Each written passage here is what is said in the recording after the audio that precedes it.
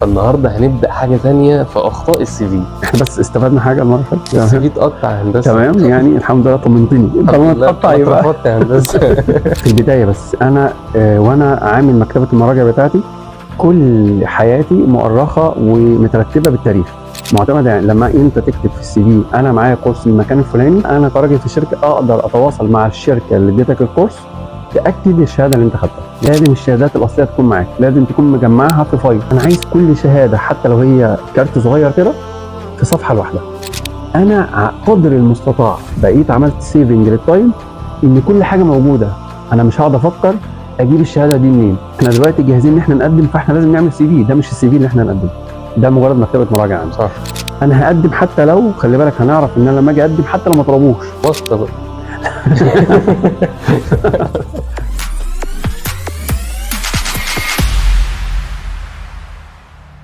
أهلا بكم في حلقة جديدة من فكرة لبكرة. اتكلمنا الحلقة اللي فاتت عن السي في وعرفنا ايه هو السي في ومشاكل السي في. فالنهاردة هنبدأ حاجة تانية في أخطاء السي في. فبنرحب بقى تاني بباشمهندس محمد راجح اللي هيبقى معانا بيكمل في السلسلة دي إن شاء الله ويكتشف أخطائي وأخطائكم. أهلا بك يا هندسة المرة التانية على التوالي. ازيك يا كريم، عامل ايه؟ الحمد لله. الحمد لله رب، يا رب دايما يا رب. والنبي عايز أشوف أخطائي بقى يا هندسة. احنا شفنا أخطاء المراجع وخلاص. احنا المرة فاتت قلنا إن احنا هنعمل مرجع للسي في. كل حاجة بعملها وأنا طالب بكتبها كمرجع ليه.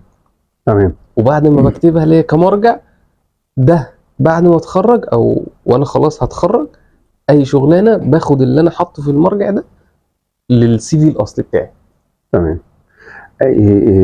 احنا بس استفدنا حاجه المره اللي فاتت في اي السي في اتقطع يا هندسه. تمام، يعني الحمد لله طمنتني. طالما اتقطع يبقى اترفضت يا هندسه. طالما اتقطع يبقى احنا شغالين كويس. الحمد لله. الفكره ان احنا بنعمل كل مره بنستفاد حاجه جديده فبنعدل. مش يتقطع، يعني اكيد هيتعمل موديفيكيشن بحيث ان احنا نوصل لاحسن نتيجه ان شاء الله رب العالمين توصلنا لل احنا بندور احنا عايزين كام في الشهر؟ عروسة. $50,000 ولا عايزين كام؟ لا انا متهيألي السي في بالنسبه لي هو الجواز، لا بالقبول لا بالرفض. لا بس في فرق، الجواز هتدفع فلوس انما السي في الشغل هتاخد فلوس. زي ما انت قلت كده، احنا الحمد لله المره اللي فاتت وصلنا ان احنا عرفنا ان السي في مكتبه مراجع. تمام. حطينا فيها كل المعلومات الخاصه بينا بالتفصيل، كنا فاهمينها وعارفينها واتكلمنا عنها واهميتها ايه ومعظم الاخطاء اللي الناس بتنساها فيها. كويس. اصبح انا عندي ريفرنس موجود. ماشي. المفروض بقى ابدا بقى يعني استغل الريفرنس ده ان انا اعمل السي في المعتمد علشان اقدم في الشركات، وده المطلوب، او اقدم للمنح الدراسيه او وات ايفر انا عايز اقدم ليه. ده اللي انا هشتغل عليه، صح كده؟ صح. طيب في البدايه بس انا وانا عامل مكتبه المراجع بتاعتي كل حياتي مؤرخه ومترتبه بالتاريخ. تمام. فاهم حاجه ان كل اللي انا كاتبه ده يكون ليه مرجع، يعني ليه شهاده معتمده، ليه بنسميها دوكيومنتد. كويس. فانت اي شهاده واي مرحله بتعدي عليها في حياتك بتقول ان السيرتيفيكيت از افيلبل. خلاص. حضرتك بتقول شهاده معتمده، في حاجات ما بتبقاش معتمده. لا، ما هو احنا هنكتشف ان كله معتمد، بس فكره الاعتماد مختلفه. بمعنى ايه؟ خلينا بس نقول ايه فكره الشهادات المطلوبه مني. كويس. يعني مثلا انا خدت كورس، ما انتهى الشركه هتديك بشهاده. ماشي. خدت كورس اونلاين، الويب سايت هتديك بشهاده. الجامعه انا معايا شهاده تخرج، معايا شهاده درجات، معايا شهاده مواد، كل ده معتمد. غير الشهادات الخاصه الرسميه بتاعت الحكومه، شهاده الميلاد، شهاده الجيش، الحاجات دي كلها معتمده. ايه اللي عندك شهاده مش معتمده؟ انا بتكلم مثلا كمؤسسه معتمده. حضرتك بتتكلم لا، انا قصدي معتمده ان معتمده يعني لما انت تكتب في السي في انا معايا كورس من المكان الفلاني، انا كراجل، بس انا كراجل في الشركه اقدر اتواصل مع الشركه اللي اديتك الكورس تاكد الشهاده اللي انت خدتها. بالظبط. ده اعتماد. لكن انا ما بتكلمش معتمده دوليا من حاجه معينه. ما هو انت على مستوى العالم مش هتبقى عارف كل الشركات. في شركات معتمده او في مؤسسات معتمده داخل الدول الثانيه ما تعرفهاش. لكن انا بقدر اوصل للريفرنس، للمرجع بتاعي. كويس.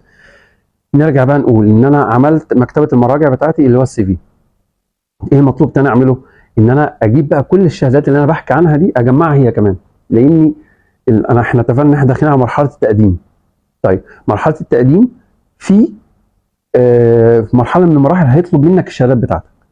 فانا مش عايز ادور، انا عايز اعمل ايه؟ انا عايز اسيف الوقت بتاعي، اعمل سيفنج للتايمنج، لان في بعض الاحيان الوقت بيفرق مع الواحد، بيبقى حاجه مهمه جدا، صح؟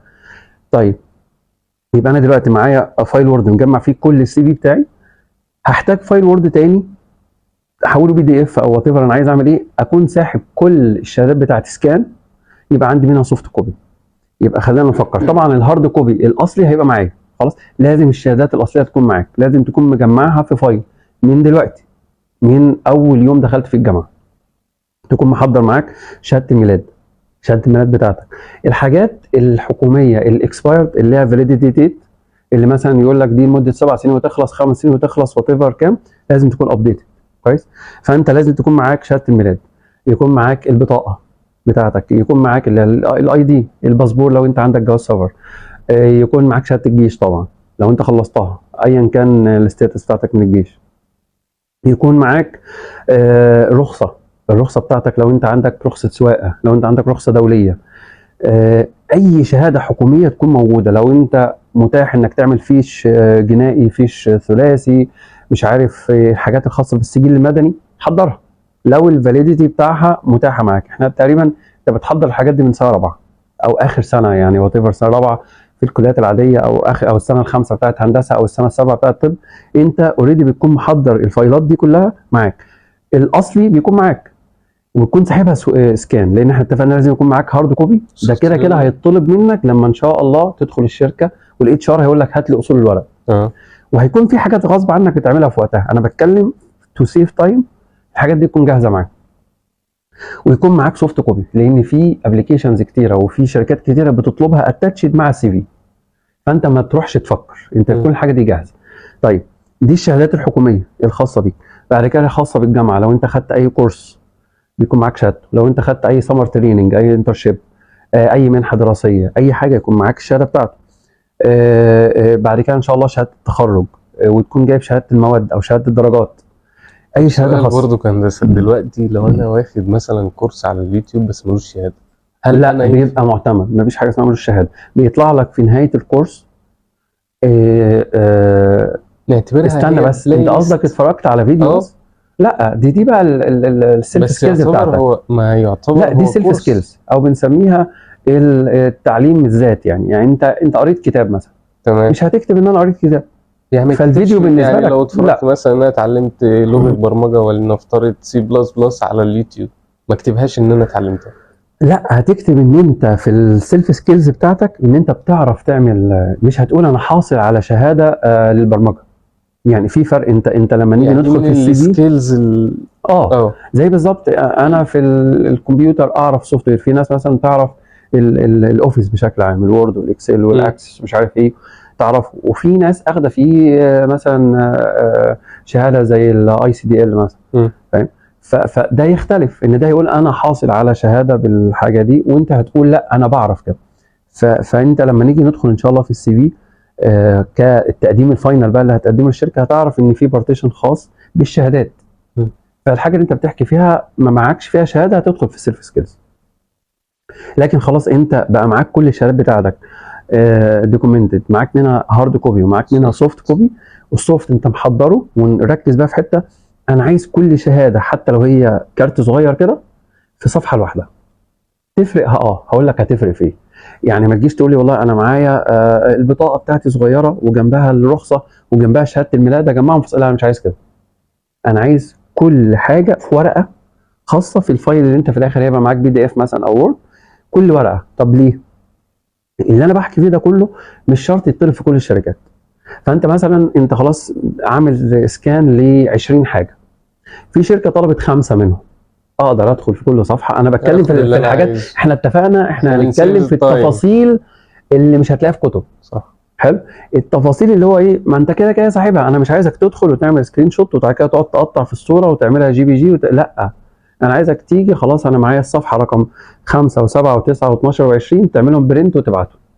انت فهمت دماغي؟ فانا عايز كل صفحه يكون فيها الحاجه اللي فيها وش وظهر تتحط في صفحه واحده، زي البطاقه. يعني البطاقه ما تاخدهاش صفحه في وش لا، تعمل وش سكان واللي تحتيها عشان لان دي بتطلب. الحاجات اللي اكسبايرد لازم تعملها ابديت. ما تجيش تفاجئ في وقت التقديم ان مش عارف الشهاده الفلانيه اكسبايرد، الباسبور اكسبايرد، الاي دي اكسبايرد، اللي مش عارف الشهاده لازم تبقى انت اخد بالك من الحاجات بتاعتك علشان ما حدش يوضك تاني. احنا اتفقنا هنعرف بعد كده في وقت التقديم انك الوقت اللي بينزل فيه الهايرنج بوست، اعلان التوظيف، صدقني ممكن تلاقي عدد رهيب في نفس الدقيقه بعت. يجي الراجل اللي هيستقبل الايميلات او الابلكيشنز بتاعته او الويب سايت او الاي تي اس او وات ايفر، مين اللي استقبل السي في او الابلكيشن، فوجئ ان هو بقى في عنده 2000 واحد مقدم. طبعا هو بيحط ليميت، يقول لك خلاص خد اول، خلي بالك من كلمه اول دي، خد اول 100.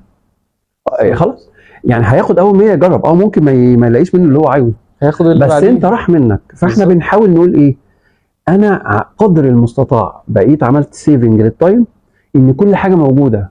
انا مش هقعد افكر اجيب الشهاده دي منين، هي انا عينها فين، عينها في الشنطه ولا عينها في الدولاب ولا عينها في الدرج ولا عينها مش عارف فين، ولا هي على الكمبيوتر ولا على الموبايل. لا، انا مجمعهم في فايل واحد، واتفقنا الفايل هيبقى اسمه محمد راجح سيرتيفيكيت مثلا مش عارف شهر 9 2025 او 27.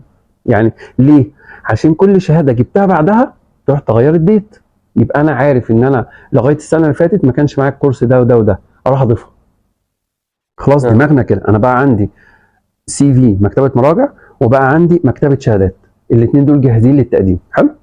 طيب خلي بالك، لما نيجي احنا دلوقتي جاهزين ان احنا نقدم، فاحنا لازم نعمل سي في. ده مش السي في اللي احنا نقدمه، ده مجرد مكتبه مراجعه عندي. صح. تعال نعمل السي في بقى. حلو. احنا قلنا المره اللي فاتت ان انا لازم اكون ابديتد على التمبلت. خلاص اشوف بقى التمبلت الاي اي والتمبلت الاي تي اس والتمبلت الاونلاين والتمبلت الويب سايت اللي بتعملها، الشركات اللي بتعملها. انت عندك تمبلت على الوورد، عندك تمبلت على ويب سايت. خلاص انا عامل ابديت ومختار. انا يعني قررنا ان احنا تقريبا لازم يكون انت مختار التمبلت بتاعتك. طيب انا وانا في اخر سنه في الجامعه لازم تكون حاطط نفسك تارجت للشركات اللي شغاله في المجال بتاعك. فانت خلاص انا ان شاء الله هتخرج السنه دي، لازم على الاقل يكون عندك التوب 10. عارف ان انا شركه اكس وواي وزد واي وبي وسي والحاجات دي كلها معروفين، فلازم انا اكون عامل عليهم سيرش اشوف الشركه دي مجالها ايه، بتهتم بايه، الوظائف الاخيره بتاعت السنه اللي فاتت واللي قبلها كانت طالبه ايه. تركز في الحاجات بتاعتهم دي كلها، بحيث ان انا احضر لهم سيفيهات وانا في سنه رابعه. انت فاهم دلوقتي؟ أيوه. انا هعمل فولدر لنفسي سي في مثلا، احنا اتفقنا احنا نضرب مثل بهندسه دايما، مثلا مهندس خزانات او مهندس حفر او مهندس انتاج. فانا اقول والله سي في بتاعتي بقى باسمي مثلا محمد راجح مهندس حفر او يعني دريلنج انجينير سي في. حلو. واكون حاطه مثلا جوه الفولدر بتاع الشركه اكس. ماشي. اكون مجهزه، ده جاهز خلاص. الشركه دي لو طلبت انا جاهز. انا يعني ممكن بس ابص لو عايز اعدل تاريخ، اعدل مش عارف ايه، انما دي جاهز اعمل بوست. هكون محضر 10 سيفيات بتمبلتس مختلفه او بنفس التمبلت بس بترتيب مختلف. اتفقنا المره اللي فاتت ان الترتيب بكل وظيفه. خلاص دي وظيفه مهندس حفر، يبقى انا اول حاجه اهايلايت كل الكورسات بتاعه الحفر، خبرتي في الحفر، التريننج اللي عملته في الحفر، مواد الحفر اللي درستها، كل حاجه خاصه في الاول هايلايت بتاع اول 30 ثانيه بالظبط. يبقى انا كده دلوقتي جاهز بالمراجع الكامله اللي هي السي في، وجاهز بالشهادات، وعامل تمبلت لاول 10 شركات او مصانع او مؤسسات او ايا كان اللي انا تارجت ان انا اقدم فيهم. انا هقدم حتى لو، خلي بالك هنعرف ان انا لما اجي اقدم حتى لو ما طلبوش، يعني انا لو اعلنوا ولو ما اعلنوش كده كده هقدم. هنقول ليه وهنقول ازاي. كويس. ليه؟ لاني انا بسعى. واسطه بقى. لا واسطه مش محتاج السي في. انت هتتعين وتاخد فلوس على طول. لا احنا بنتكلم ان على فكره مش كل حاجه واسطه والله، يعني دي حقيقه. يعني حتى انا اتحطيت في مواقف ان جالي مهندسين عن طريق وسايط. كويس. فيعني مش تبعي، بس مثلا وتبع مثلا اصدقاء لاصحاب صاحب الشركه، اصدقاء لمدير في الشركه، مش عارف ايه. انا بقول للمهندس انت مش غلط ان انت قدمت عن طريق واسطه، بس هو الواسطه كل اللي عمله ان فتح لك باب انترفيو، ما فتحلكش باب توظيف. صح. خلي بالك وسايط، معظم الوسايط وخاصه في الهندسه بتبقى معرفه، لو سمحت امتحنوا، لو سمحت شوفوا ينفع ولا لا. حلو. فانا بقول له او على الاقل خلي بالك لو انت اتقبلت انك تبقى تحت تدريب او مش عارف ايه، عمرك ما هتكمل بالواسطه. الواسطه فتح باب الدخول، مش معنى كده ان انا بشجع الناس على الواسطه، انا قصدي ان في بعض الناس يقول لك والله انا قدمت في كل الطرق، بس اضطريت ان انا اكلم فلان صاحب فلان اللي يعرف فلان، فاكلمك بشكل شخصي او كلم فلان فقال لي طب تعالى امتحنه، او قال له طب تعالى انا عندي فرصه تدريب تعالى اتدرب. لو كتبت بهذا المنظر مش معنى كده ان ده اخر المطاف انت جاي واسطه يبقى انت وحش، لا، انت معنى كده انك اتفتح لك باب، لكن صدقني عمرك ما هتكمل فيه لو انت مش كويس في الباب. صح. يعني ده مستحيل، يعني خلاص انت اعتبره باب رزق، ربنا سبحانه وتعالى ادالك سبب ووصلت للباب، بس عمرك ما هتكمل لو انت بقى مش شاطر ولا ذاكرت ولا توفقت لان في الاخر مهما كنت الشركه عايزه فلوس. صح. انت دخلت لي زودت لي الانكم بتاعي ونجحتني وزودت لي الارباح هتكمل، بالظبط. غير كده لا، اوعى تفتكر انك عشان تبع فلان انا هكمل. فيعني لكن طبعا مش ده الفير، مش ده الاصل. زي ما قلت انا لما حضرت السيفيات هروح اقدم في كل الشركات، مجرد ما اتخرجت فورا على كل الشركات هروح على الويب سايت واقدم، هشوف اعلان وظائف وهقدم، هشوف الشركه نفسها هروح لها لغايه عندها وهقدم،